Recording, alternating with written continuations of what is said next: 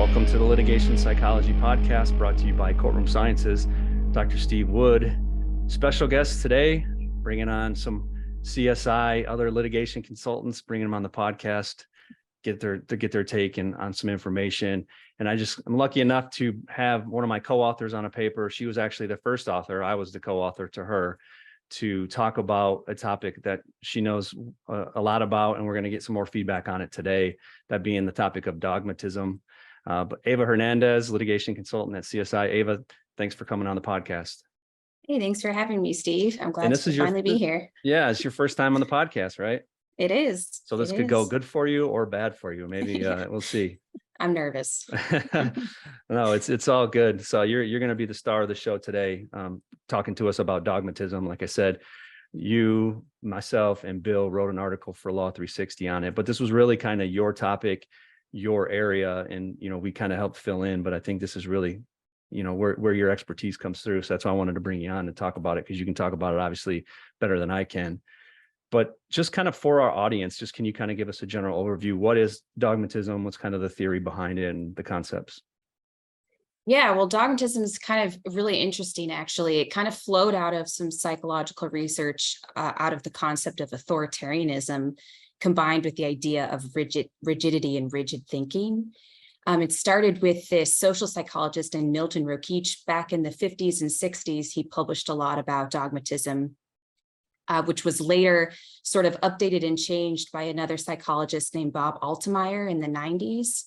And in the 90s, Bob Altemeyer really kind of solidified what dogmatism is and differentiated it from those other concepts, as essentially he defined it as an unjustified and unchangeable certainty in one's beliefs, reflecting conviction beyond the reach of evidence to the contrary. So it's a belief that can't essentially be changed quite as easily as other beliefs might be. So evidence doesn't quite reach in. Hard-headedness of sorts? Of sorts, yeah, of sorts. And psychologists kind of go back and forth and disagree whether or not dogmatism is something that's kind of an overall cognitive structure, like a personality characteristic that will apply to everything that one believes in, or if it's something that's really domain specific. So you can just not have a dogmatic approach to many things, but then have a dogmatic approach and a dogmatic cognitive structure and mindset towards specific things. So psychologists kind of go back and forth about that. What's kind of the prevailing theory, or what's the kind of prevailing approach that's out there right now? Is it which one? Yeah, the more modern way of thinking is that it's domain specific. So it's something that can be applied to just one aspect in particular rather than applying to the entire personality. That's the more modern way of thinking. Rokeach would disagree, but he was back in the 60s, so he's no longer here to argue. Yeah.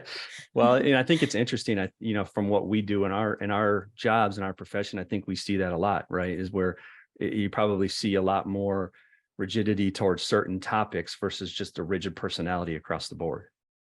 Right, I'd say so, definitely. And I think that's also a kind of a kinder way to look at humanity, and a more realistic way to look at humanity, right? We're also complicated and complex. It's a lot easier maybe to just say, oh, that person's dogmatic, than to kind of dig in a little bit further and figure out exactly how their dogmatism applies in what arenas, et cetera.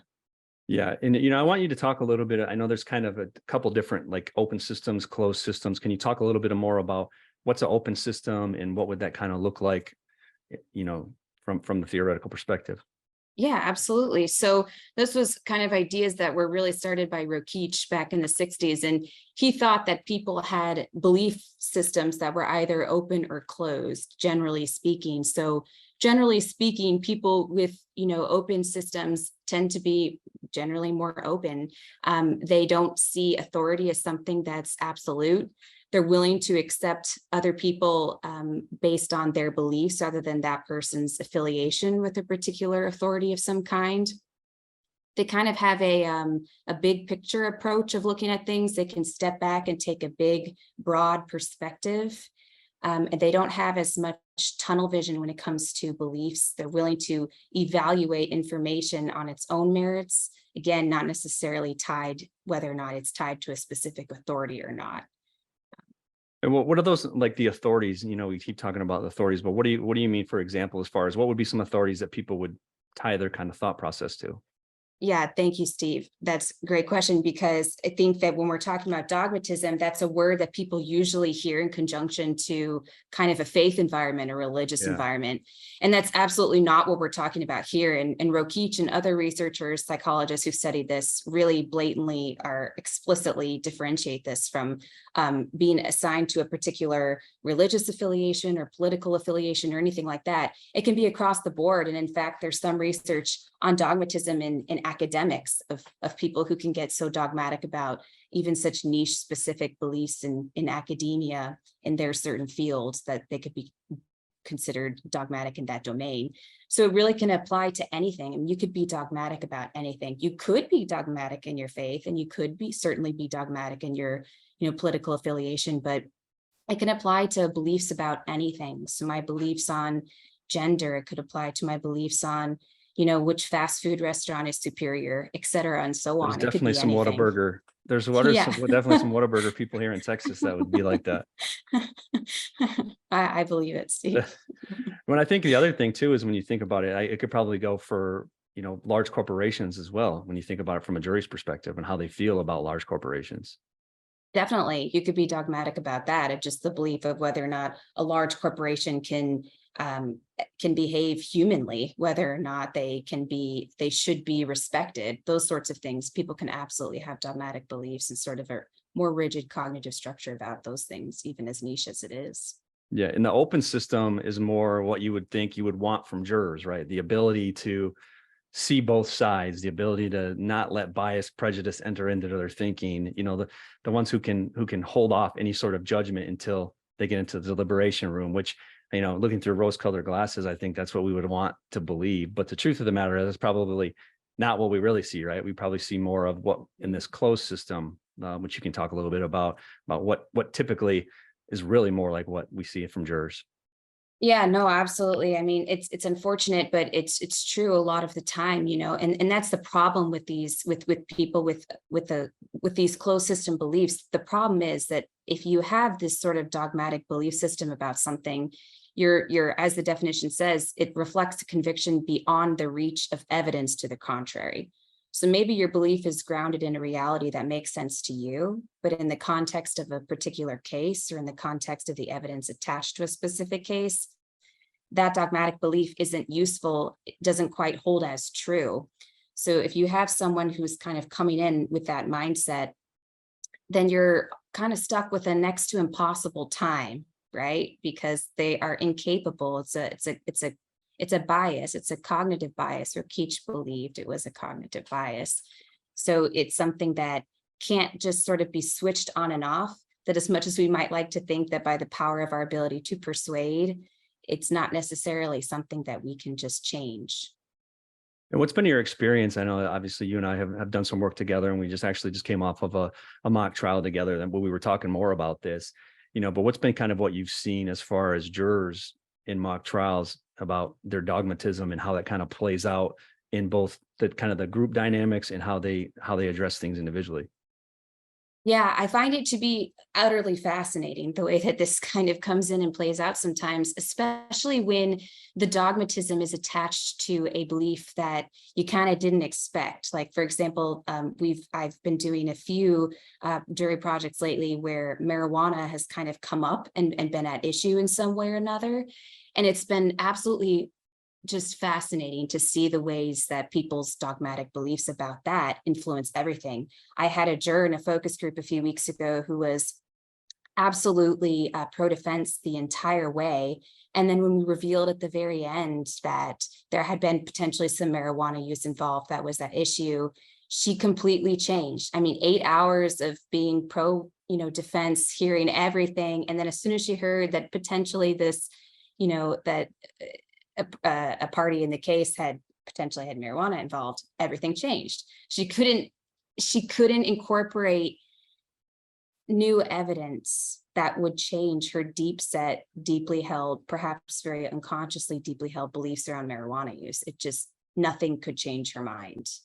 That's interesting. And I think it kind of goes to like the idea like of cognitive dissonance as well. And you were talking about it being kind of a cognitive bias.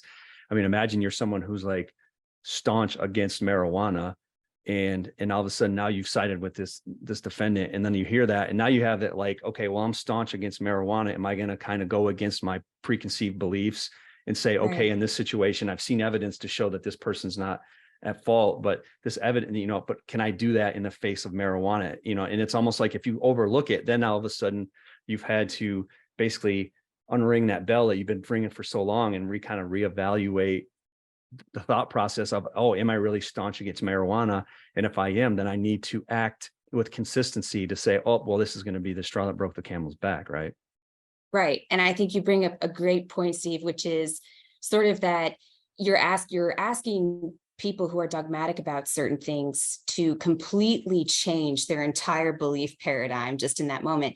And as much as we like to think that we have the power to do that, psychologically, that just ain't going to happen. Yeah. This kind of change is something that, clinicians would tell you would take years, of sort of solid cognitive work to affect that kind of dramatic change and shifting from thinking this is wrong to, this is a gray area in black and white, not quite as black and white to me anymore. That's a huge shift. And I want to acknowledge that there's not a ton of research into the whys behind dogmatism. Why do people get dogmatic about certain things? How does this kind of come about? We have some qualitative research, some studies where people are kind of sitting down and asking more questions instead of doing kind of quantitative psychological research from people who are in dogmatic environments and who have experienced dogmatic ways of thinking. And that's where we can get some of this information as to the whys. So I have a lot of respect for people's dogmatic beliefs in the sense that I understand how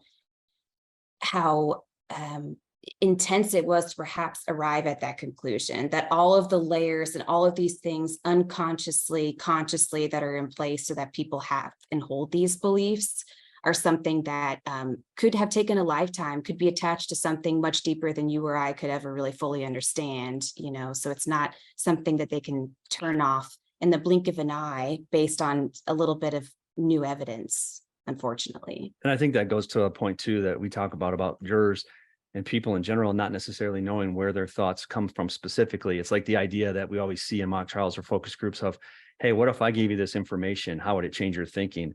By that time, usually the jurors are so locked in that you're trying to get them to now reanalyze, and they're not really necessarily really good at being able to tell you, oh, that would really impact it. Or a lot of times what we see is, nah, that wouldn't really move the needle for me, but it could have in a different context, which I think is interesting with you when you're talking about that person with the marijuana use. So most people would probably say, nah, yeah, I don't know. But for that person, they were able to say like, oh no, absolutely. Yeah, that will. So like you said, it's interesting to see what was the underlying notion to that. But most people have no clue whether A, how much something will impact them, and B, where it's really coming from, right? right, exactly. I mean, unfortunately, we're not always aware of our own beliefs or the sort of the frameworks that make up the way that we see the world.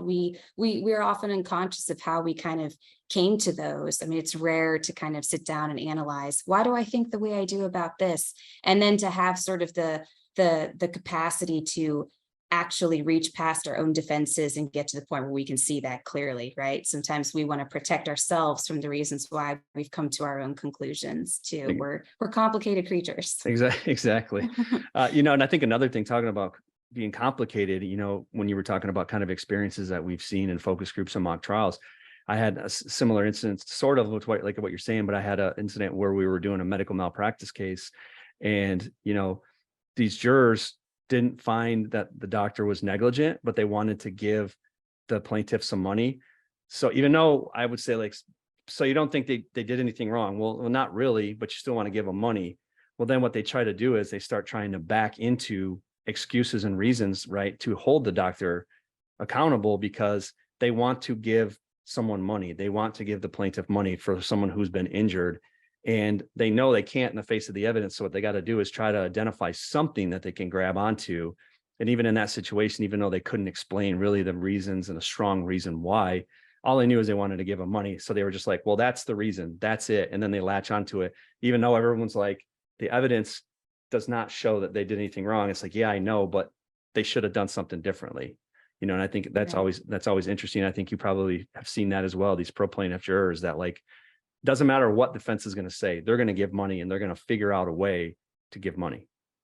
Yeah, absolutely. And I think that kind of goes to a few things, but definitely dogmatic in the sense that if you have this idea that a larger, I think a dogmatic idea that we see a lot of belief is that sort of the larger institution or organization has to pay the most, regardless of actual allocation of fault. It's sort of jurors will latch on to someone who they perceive as having the greatest amount of resources and just sort of want to put all of the damages there. I think sometimes they think, it's a lot easier for them to punish in some way something that's faceless and nameless, that's a little bit colder than an individual. But absolutely, I mean, it's so difficult because in that case, exactly, you have people with these dogmatic beliefs where even if the evidence points to something else, they aren't able to incorporate that evidence into their actual framework of belief. So you're sitting there talking to them, trying to persuade, trying to communicate, trying to showcase additional evidence. And you may have people nodding back at you, but it is not making it in cognitively. It is not making it into their mind. It is not being shifted around. It is not being sifted. It is not being considered, quite simply. And I think, what you were just saying there, that really kind of sums up what we refer to when you talk about closed systems, right? That this, what you were just talking there about not allowing that information to come in. It's just in the face of information that's contradictory, they just kind of shut it out, block it out, and don't let it in. Right. I think it's not wanting to be faced with sort of complex information in that moment that might have to shift their decision making or shift their viewpoints. They're not able to kind of in that moment and in the time that you have at trial or whatever situation you have where you're presenting evidence, there isn't enough time or space or ability for people in that moment to consider this opposing viewpoint, to hold it against their own viewpoint, and to look at what's true and what's reality. That's not going to happen in the middle of a trial. So yeah, this cognitive bias of this closed system thinking and belief systems in some jurors is something that actually inhibits accurate decision making, because you're not actually considering all the pieces of the puzzle. You're really only incorporating what makes sense to you. I think, so from a jury selection standpoint, if you were going to go in and do jury selection for a case, kind of how would you approach that in order to identify these dogmatic jurors, whether it's the plaintiff or the defense, that they know nothing I'm going to say to this person is going to get through to them. So obviously that, you're either going to try to use a peremptory or try to get them for cause, obviously first. And then if not, at least they're kind of high on your list for peremptory strikes. But kind of what would be your approach to identify these dogmatic jurors in voir dire? Yeah, I think first, if it's possible, for counsel to really assess the specific themes or the issues which people could have potential dogmatic beliefs about first off, and kind of have that in a list going in, whether it's in these cases we've been dealing with, if it's marijuana or if it's beliefs about corporations or belief about healthcare providers or whatever it may be, to kind of have those themes and those potential things there where you can kind of test them. And then I would really work in voir dire or voir dire, however you're pronouncing it around the country. In voir dire, I would really kind of work on setting the stage, as you wrote, Steve, in our paper so much about, from your perspective in social psychology, how often people's responses to questions are just the socially desirable answer, right? They're going to give you whatever you want to hear. So I'd work carefully in voir dire from the very beginning to kind of normalize thinking against the grain, to really let jurors know it's okay to disagree with something that you're saying. You want to hear it, really let them know you want to hear it, so that hopefully the best that you can, you set the stage for people being willing to answer your questions correctly. And Steve, you laid out some great questions in our paper too, kind of asking specifically about, for example, if you have an issue in your case about, healthcare providers, then asking, would you always or never trust the testimony, of a health professional? We're really looking for these absolutes, people who are willing to, oh yeah, 100% all of the time, right? And depending on what side of the case you're on, if that's a bias against you, or, never, I would never trust a healthcare professional. And those absolutes can be a bit of a key for some dogmatic thinking in that specific domain, particularly if jurors respond affirmatively to more than one of those sorts of questions where you're asking them these absolutes. The more that they agree with, the higher chance that you have that those are people with a more dogmatic, cognitive structure. I think you make a good point on that too, right? The idea is consistently on these absolutes. A lot of times everyone will think, oh, if they answer yes to a certain question, then automatically you have insight into their belief structure. But I think to your point, multiple questions, it's going to be a big picture that you're going to want to paint. So like you said, developing questions and then counting kind of the number of times that they're agreeing to these absolutes versus, oh, they said it once, then, Right. we got a good read. Right. I definitely be careful with people, answering something once, obviously you can do more follow-up questions to kind of dig in from there. But if you have people, even if it's twice or more with these sorts of absolute kind of questions, then that's kind of a yellow flag, red flag for you there. Yeah. So let's say hypothetically, one of these jurors, these dogmatic individuals make it onto a jury panel.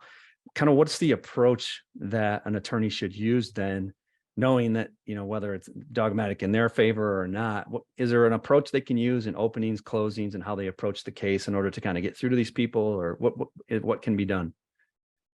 Yeah, great question. I mean, I think it's really tricky. And I did some research before this, Dee, because I was curious if anyone has really kind of looked into applying behavior change or cognitive change to dogmatic individuals in particular. And the research is really slim to none on that, right? So unfortunately, kind of looking at that in particular, what I would say, drawing from what I know about kind of behavior change in general and cognitive change in general applied to this potential dogmatic cognitive structure to a particular domain, is that you're not going to have the best chance of persuading someone by kind of doing your usual argumentative argument of, hey, this is what person A is saying. Here's all the reasons why person A is wrong, right? So kind of giving all of your factual reasons or your good evidence for why something isn't true or doesn't work might not be so successful because they're simply not even being considered. Your arguments aren't being considered.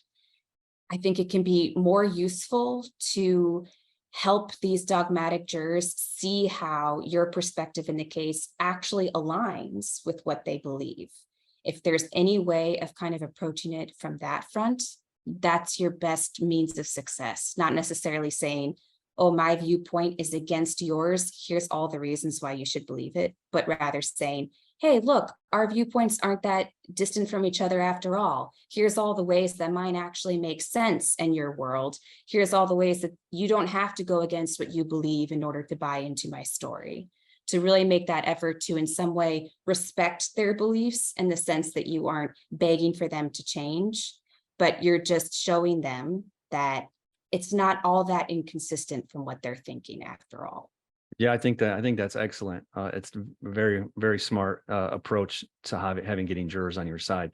I'm curious, like, how did you even get into this kind of dogmatism and the research topic of that? Because obviously, as you said, there's not a lot out there as far as when I was talking about behavioral change and stuff like that. So it's not a topic I'm overly familiar with until we really started talking about this. So what kind of got you into it and get you interested in it?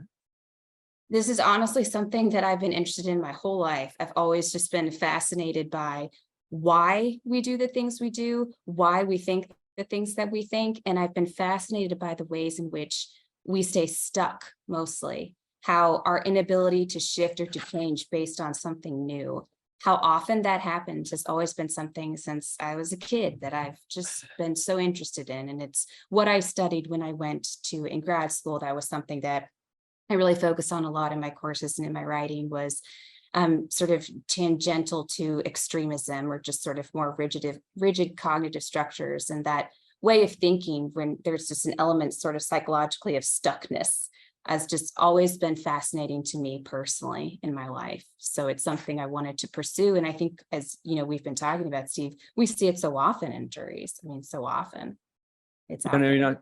I kind of one other thing it started making me think, and when we were, as we've been talking and having this conversation, is there really a way, let's say, for example, you're a dogmatic person on a certain topic, and now, we're listening to this podcast, or you and I are having this conversation. Now I'm thinking, gee, maybe I'm dogmatic about about Michigan State, right? Nothing you're going to say is going to change my opinion. But and I'm never going to cheer for Michigan. But let's say hypothetically, is there a way to be kind of unstuck of sorts where you can get yourself more into an open system where maybe someday I might actually cheer for University of Michigan? Yeah, absolutely. I mean, I'd say first thing is the awareness is key, right? I think that particularly with the cognitive structure like dogmatism, you're going to have a particularly difficult time being aware enough personally that you have a dogmatic idea about something. Typically because from kind of piecing together a bunch of different research, it seems as though there's greater potential for these dogmatic beliefs to be there because of some sort of deep set unconscious thing. I mean, this could be something that goes back real far. This could be an entrenched idea from childhood. This could be something attached to meaning, purpose, life, something that kind of ties on to bigger, broader things than, things like it could manifest in things like you're saying, Steve, Michigan State versus Michigan, but that belief, that dogmatic belief could be tied to someone's, father who loved Michigan State. And it's not about Michigan State anymore. It's about holding on to the memory of someone's,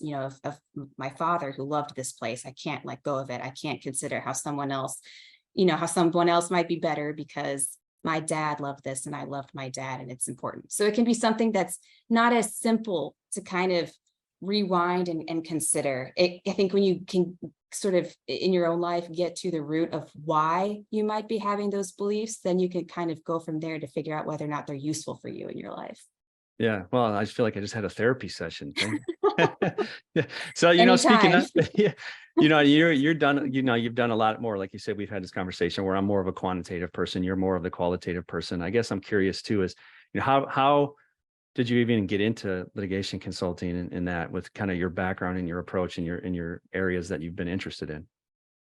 Yeah, I kind of had a very windy way through life, and I didn't kind of take the most particular straightforward path. So I started working for law firms when I was 19.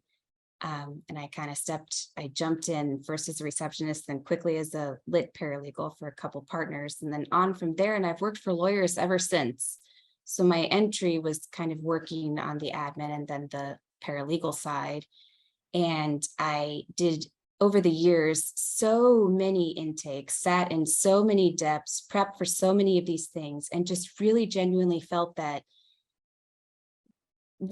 these things, there was something there in addition to sort of the legal side of it that I wished was there a lot of the time. And especially kind of as we do a lot of work with, with witnesses, Steve, and I did a lot of work with kind of witnesses and plaintiffs and parties to different cases that I felt like they needed to be accompanied in a certain way, that there was a way that could help everybody involved, that could help the litigators, that could help, the parties, that could help the clients, that could help everybody make things smoother, quicker, better, cheaper for everybody involved if we could just kind of give people a little bit of help. So I went to grad school for clinical psychology, and it was my goal and my plan to kind of come back and work in the legal field at kind of the intersection of the legal side of things and the psych side of things, and kind of combine the two as we've been doing. I just think it's such a fascinating, incredibly useful, effective, and cost-effective approach and way of looking at a different way of looking at cases.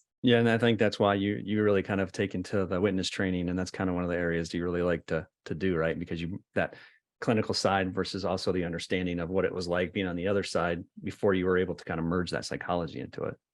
Yeah, I mean, totally. And I've, spoken to many attorneys about this as I've been doing the witness training, but I think so much of it sometimes is just leveling the playing field for people, kind of letting them know that they have the right to be there. So many of the witnesses and parties that are passing through these cases are people who are wholly unfamiliar with litigation and the, litigation process and what the heck this even entails. So it's a lot of education and just kind of some work around letting people know that, they can be there too, and a whole mindset shift as far as how they approach their testimony and things like that.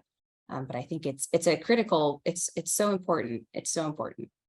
No, and like I said, I think obviously Bill and I think you do a great job. So it was good to at least to get you on the podcast finally. So yeah, hey, You did okay. So maybe we'll come back. We'll have you on again. We'll talk to you Oh, about something Steve, else. I'd be honored. I'd be honored. So, hey, and how do people get a hold of you? You know, let's say they have any upcoming cases or any of that type of stuff. How can they get a hold of you on LinkedIn or email? What do they do? Yeah, I'm on LinkedIn, Ava Hernandez. Feel free to look me up on there. I'm always really happy to connect with anyone, especially people who are particularly interested, sort of as we're talking about this intersection of psych and legal. And email me anytime. My email's ahernandez@courtroomsciences.com. Be happy to work with anybody that needs it. All right.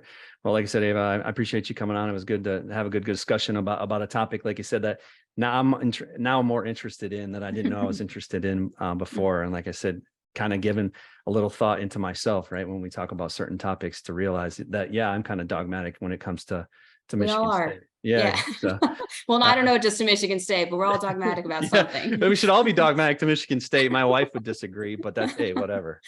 So, all right. Well, like I said, please check us out, courtroomsciences.com. All of our blogs, podcasts are up there. Ava's papers. I think the Law 360 is up there. Ava will have some more stuff coming out. Bill and I will have some more stuff coming out. So you can always check us out there. Always reach out to me, swood@courtroomsciences.com. We always love hearing from the fans, the guests, the people who listen to the podcast. Like I said, we really appreciate it, and kind of doing this and hearing from people and getting the good feedback makes it kind of all worth it. So appreciate everybody. This has been another edition of the Litigation Psychology Podcast, brought to you by Courtroom Sciences.